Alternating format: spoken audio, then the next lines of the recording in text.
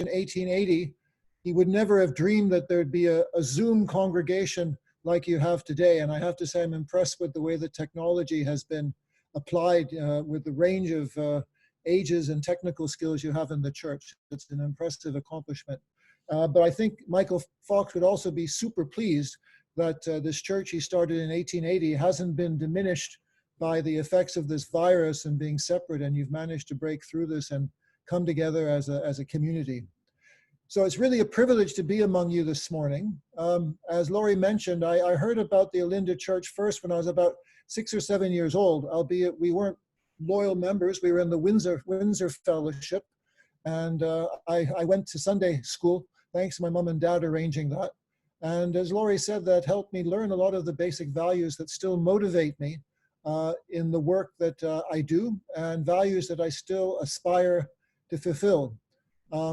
Since February, because in Thailand, the coronavirus came at the beginning of February, I've been thinking a lot about those values as I've tried to work with my colleagues throughout Asia Pacific. My colleagues are sort of what they call the resident coordinators, in effect, the UN ambassadors in the different countries in Asia Pacific. So they have a responsibility to try to get the UN, including the WHO, to respond. And it's been fairly difficult. It's been fairly stressful, although in many cases it's been fulfilling. But I'm always reminded of the relevance of what I absorbed back from my Sunday school to the universal challenges that all people now face, universal challenges that people face to differing degrees. And when I talk about universal, I mean that the virus, as you know, affects everyone, regardless of nationality, of gender, of religion. It started in China. Thailand was the second country that it came to. And there's people affected in all the places I've lived, in Pakistan, Bhutan, Sri Lanka, Switzerland, and I see my wife and one of my sons there, which is really great. Canada, of course, Windsor. And it's amazing how much it seems to have taken root in Kingsland, Leamington recently. But although it's universal, how it affects countries is different. For example, in Pakistan, in India, Bangladesh, places like Indonesia, the challenges are still very big. The virus is still spreading. But in other places in the same region that I'm serving, such as Vietnam, where there's been no cases for about a month, even though it's a country of almost 100 million people, in Japan, in Taiwan, in South Korea, Bhutan, and also in Thailand, where I am now, the disease is having much less of an effect than was feared in February. In fact, in Thailand, there haven't been any new domestic cases for about 3 weeks. The only cases have been ones that have come from Thais returning from other countries. But it's not only different in terms of the degree to which it affects a country, it's different in how it affects a country. So for example, although in Thailand there's been relatively few people dying, in fact 60 people have died since February, while Canada's had 7,000 deaths.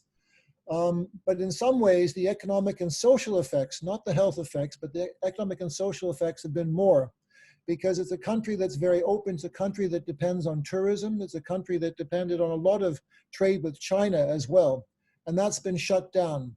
So although fortunately there are many less people who've died or had their lives turned upside down by the illness, there are many, many more homeless and hungry people than there were before. This is an issue here. It's a relatively small issue in Thailand, but where I was living before in Pakistan, or Pakistan's neighbors in India and Bangladesh, hundreds of millions of people, I'm talking about hundreds of millions of people who slowly pulled themselves sort of slightly out of poverty, have fallen back into poverty, and some of them have fallen to quite deep desperation. I'm just going to scroll my screen up for a second here. I can speak from memory, but I have written something, so I want to do it properly. So 5 years ago, the world committed itself to 17 sustainable development goals, essentially goals which meant that no one was supposed to be left behind. And although Asia was one of the faster regions to grow, it still was falling behind. But now it's, because of the virus, because of the health and economic effects, it's fallen further behind. And ironically, the areas where it actually had made the most progress, which was on healthcare, which was in education, and on reducing poverty, are the areas that have now been pulled back. So why is there this difference in the effect of the virus on countries, and why is there such a difference in its effects on different groups of people? Well, some things are the same in that the most vulnerable people are made more vulnerable wherever they are. For example, the most vulnerable people in India were the migrant workers living in Mumbai, formerly Bombay. The most vulnerable people in the United States, just across the river, were tend to be middle-aged or older black men. For example, the black men, middle-aged black men who might be living in the Cass Corridor near the First UU Church in Detroit. So the frustration in India, but the frustration that there is across the river has effects.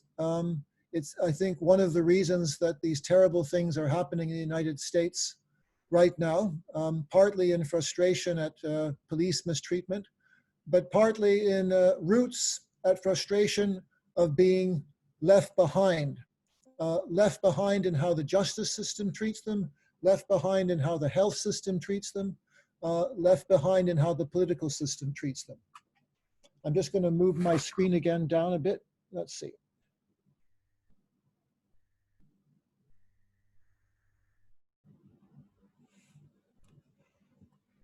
So if you look at the effects it's had, especially on the most vulnerable, it seems to be a very bleak situation.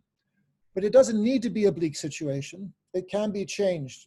When Michael Fox founded the Universalist Church in Olinda in 1880, it was just a few months actually from a terrible event for Southern Ontario history, which was the massacre of the Donnelly family, 200 kilometers northwest in Huron County, which was based on intolerance, which was based on misplaced righteousness and jealousy. A few months later, there was a ferry that sank near London, killing 182 people. It was brave of Michael Fox to found a church then, which was based on the opposite, on rejecting the doctrine of eternal punishment, on rejecting intolerance. As you know, better than most, Universalists believed in a God who embraced everyone, and this eventually became central to the belief that lasting truth is found in all religions and that dignity and worth are innate to all people, regardless of sex, color, race, or class. What was believed by those people in Olinda in 1981 was consistent with what the people who founded the United Nations believed in 1945, which was to reaffirm faith in fundamental human rights, in the dignity and worth of the human person, in the equal rights of men and women and of nations large and small. The UN was also about promoting social progress and better standards of life and larger freedom, and practicing tolerance and living together in peace with one another as good neighbors. I think my mother read a service many years ago that I'd written for her, which made the point about the links between the values of the United Nations and the values of Unitarian Universalism. Now, you may think, Neil's gone a bit crazy. It's a bit late at night in Thailand.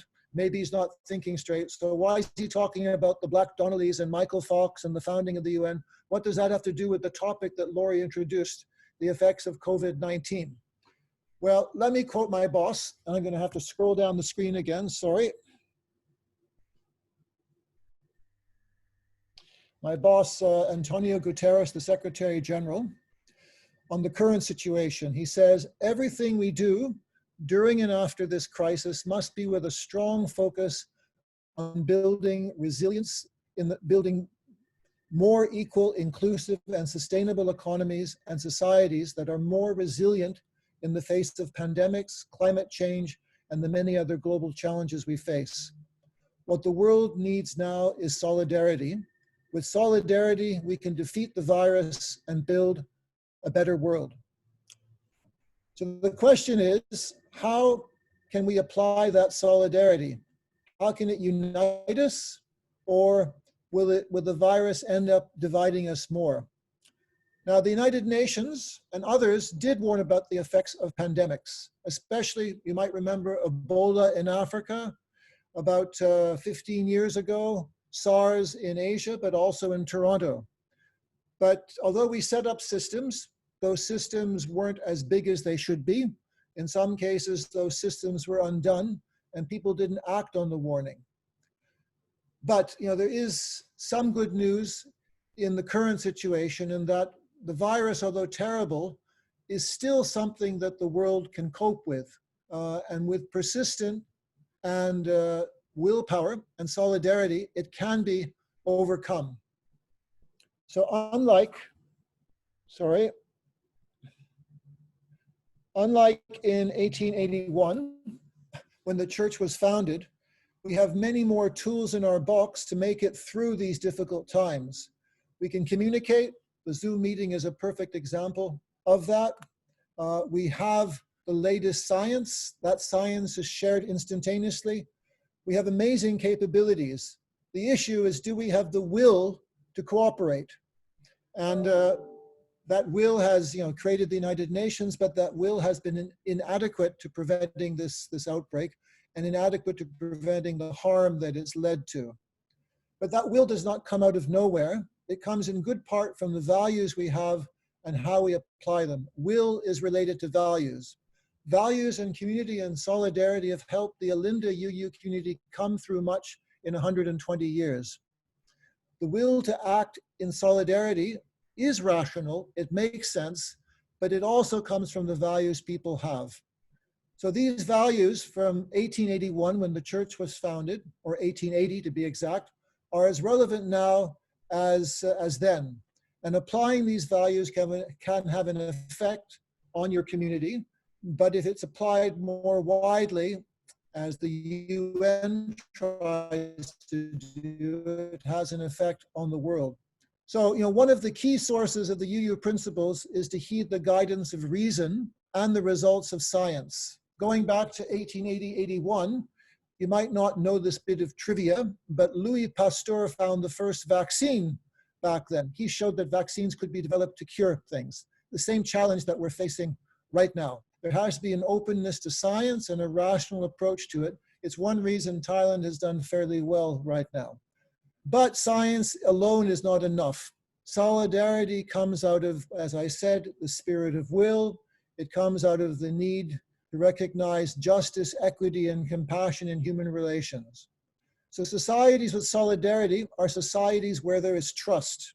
Studies, including when I was way back at the University of Windsor in 78 to 81, showed that trust matters. If you look at the current situation, societies where there has been trust amongst people, trust with government, have been ones which have been more successful in dealing with the virus. Whether you're talking of Asia, where you have a situation such as in Japan did better than a lot of other countries. South Korea has done better than other countries. Thailand has done better than Indonesia. Vietnam had done better than Indonesia. Thailand has done better than Bangladesh. You can go down the line, and generally there's a correlation that there's both community trust and trust in government. Switzerland has done better, for example, than France. I mean, in France, they had to lock everybody down with the police. In Switzerland, they trusted people to behave themselves. And in Switzerland, there's almost no new cases right now. And of course, the best example, right where you are, is Canada has responded better than the United States. And even parts of Canada have done better than other parts. Where my brother lives in British Columbia has done better because there's been more effective government, but I think there's also been more trust. I'm just going to scroll down again a little bit. I'm nearly done.